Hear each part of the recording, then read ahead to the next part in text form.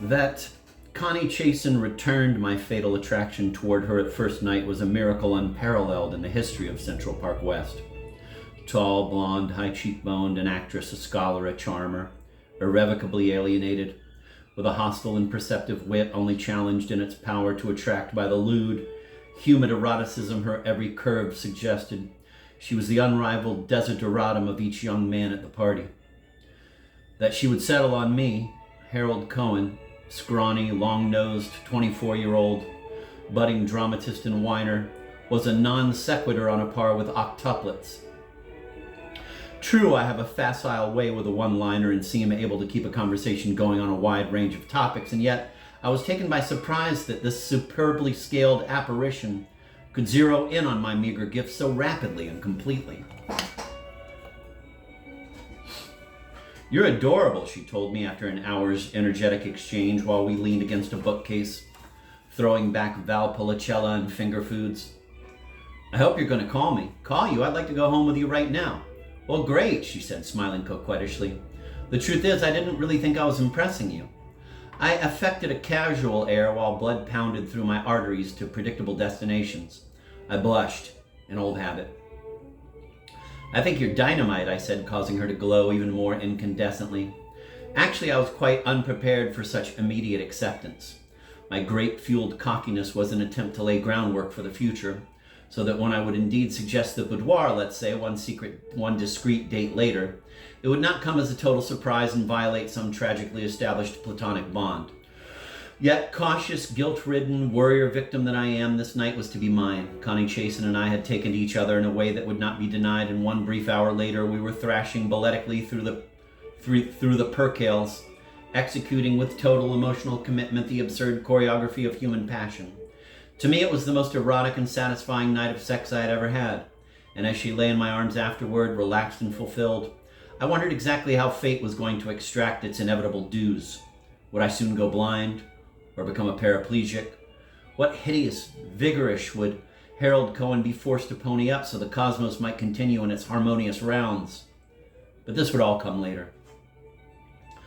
The following 4 weeks burst no bubbles. Connie and I explored one another and delighted in each new discovery. I found her quick, exciting, and responsive.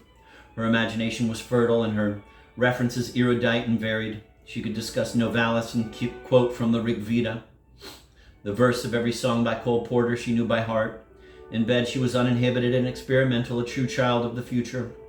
On the minus side, one had to be niggling to find fault. True, she could be a tad temperamental. She inevitably changed her food order in a restaurant and always long after it was decent to do so. Invariably, she got angry when I pointed out this was not exactly fair to waiter or chef. Also, she switched diets every other day, committing with whole heart to one and then disregarding it in favor of some new fashionable theory on weight loss. Not that she was remotely overweight, quite the opposite. Her shape would have been the envy of a Vogue model, and yet an inferiority complex rivaling Franz Kafka's led her to painful bouts of self-criticism. To hear her tell it, she was a dumpy little nonentity who had no business trying to be an actress, much less attempting Chekhov. My assurances were moderately encouraging, and I kept them flowing, though I felt that if her desirability was not apparent from my obsessional glee over her brain and body, no amount of talk would be convincing. Along about the 6th week of a wonderful romance, her insecurity emerged full-blown one day. Her parents were having a barbecue in Connecticut, and I was at last going to meet her family. "Dad's great," she said worshipfully, "and great-looking, and Mom's beautiful. Are yours?" "I wouldn't say beautiful," I confessed. Actually, I had a rather dim view of my family's physical appearance, likening the relatives on my mother's side to something usually cultured in a petri dish. I was very hard on my family, and we all constantly teased each other and fought, but we're close. Indeed, a compliment had not passed through the lips of any member during my lifetime, and I suspect not since God made his covenant with Abraham. "My folks never fight," she said. "They drink, but they're real polite, and Danny's nice," her brother. "I mean, he's strange but sweet. He writes music. I'm looking forward to meeting them all. I hope you don't fall for my kid sister, Lindsay." "Oh, sure. She's 2 years younger than me and so bright and sexy, everyone goes nuts over her." "Sounds impressive," I said. Connie stroked my face. "I hope you don't like her better than me," she said in half-serious tones that enabled her to voice this fear gracefully. "I wouldn't worry," I assured her. No, promise? Are you too competitive? No, we love each other, but she's got an angel's face and a sexy round body. She takes after Mom, and she's got this real high IQ and great sense of humor.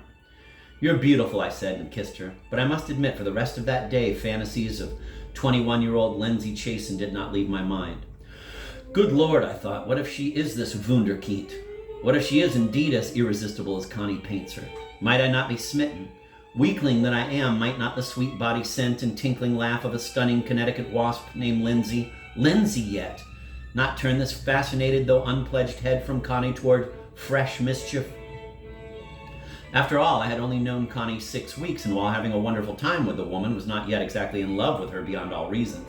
Still, Lindsay would have to be pretty damn fabulous to cause a ripple in the giddy tempest of chuckles and lust that made these past 3 fortnights such a spree. That evening I made love with Connie, but when I slept it was Lindsay who trespassed my dreams. Sweet little Lindsay, the adorable Phi Beta Kappa with the face of a movie star and the charm of a princess. I tossed and turned and woke in the middle of the night with a strange feeling of excitement and foreboding. In the morning my fantasies subsided, and after breakfast Connie and I set off for Connecticut bearing wine and flowers. We drove through the fall countryside listening to Vivaldi on FM and exchanging our observations on that day's arts and leisure section. Then, moments before we passed through the front gate of the Chasen's lime acreage, I once again wondered if I was about to be stupefied by this formidable kid sister. Will Lindsay's boyfriend be here? I asked in a probing, guilt-strangled falsetto. They're finished, Connie explained. Lindsay runs through one a month. She's a heartbreaker. I thought. In addition to all else, the young woman is available. Might she really be more exciting than Connie? I found it hard to believe, and yet I tried to prepare myself for any eventuality. Any, of course, except the one that occurred that crisp, clear Sunday afternoon. Connie and I joined the barbecue where there was much revelry and drinking. I met the family one by one, scattered as they were amidst their fashionable, attractive cohorts, and though Sister Lindsay was indeed all Connie had described, comely, flirtatious, and fun to talk to, I did not prefer her to Connie. Of the two, I still felt much more taken with the older sister than the 21-year-old Vassar grad. No, the one I hopelessly lost my heart to that day was none other than Connie's fabulous mother, Emily. Emily Chasen, 55, buxom, tanned, a ravishing pioneer face with pulled back graying hair and round, succulent curves that express themselves in flawless arcs like a Brancusi. Sexy Emily, whose huge white smile and chesty big laugh combined to create an irresistible warmth and seductiveness. What protoplasm in this family, I thought. What award-winning genes, consistent genes too, as Emily Chasen seemed to be as at ease with me as her daughter was. Clearly she enjoyed talking with me as I monopolized her time, mindless of the demands of the other afternoon.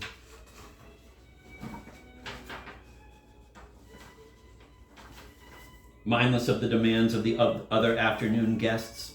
We discussed photography, her hobby, and books. She was currently reading with great delight a book of Joseph Heller's. She found it hilarious and laughing fetchingly as she filled my glass said, "God, you Jews are truly exotic." Exotic? She should only know the Greenblatts, or Mr. and Mrs. Milton Sharpstein, my father's friends, or for that matter, my cousin Tova. Exotic? I mean, they're nice but hardly exotic with their endless bickering over the best way to combat indigestion, or how far back to sit from the television set.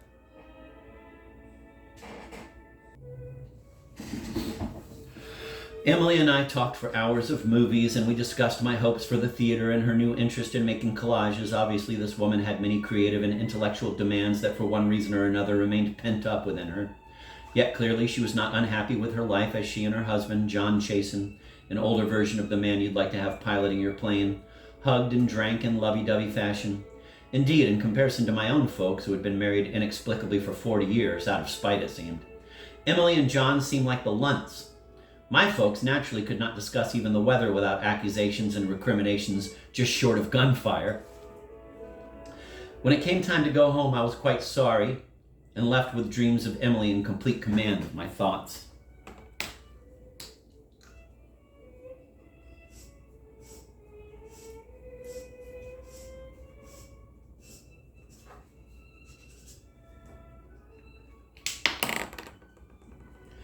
They're sweet, aren't they? Connie asked as we sped toward Manhattan. Very, I concurred.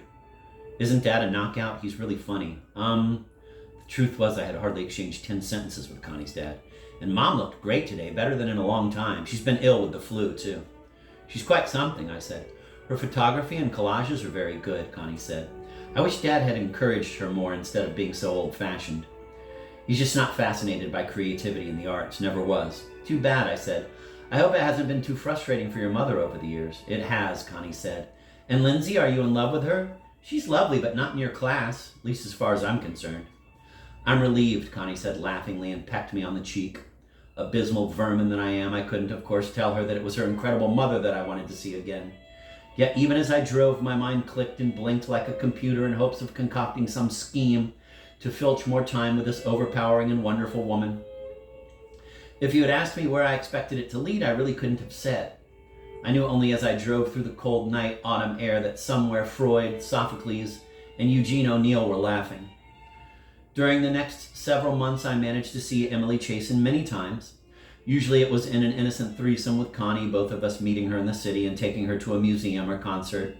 Once or twice I did something with Emily alone if Connie was busy. This delighted Connie that her mother and lover should be such good friends. Once or twice I contrived to be where Emily was, quote, by accident, end of quote, and wound up having an apparently impromptu walk or drink with her. It was obvious she enjoyed my company, as I listened sympathetically to her artistic aspirations and laughed engagingly at her jokes. Together we discussed music and literature and life, my observations consistently entertaining her. It was also obvious the idea of regarding me as anything more than just a new friend was not remotely on her mind. Or if it was, she certainly never let on. Yet what could I expect? I was living with her daughter, cohabitating honorably in a civilized society where certain taboos are observed. After all, who did I imagine this woman was anyhow? Some amoral vamp out of German films who would seduce her own child's lover?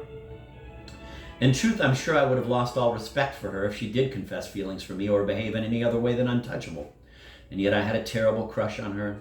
It amounted to genuine longing, and despite all logic, I prayed for some tiny hint that her marriage was not as perfect as it seemed, or that, resist as she might, she had grown fatally fond of me. There were times that I flirted with the notion of making some tepidly aggressive move myself, but banner headlines in the yellow press formed in my mind, and I shrank from any action.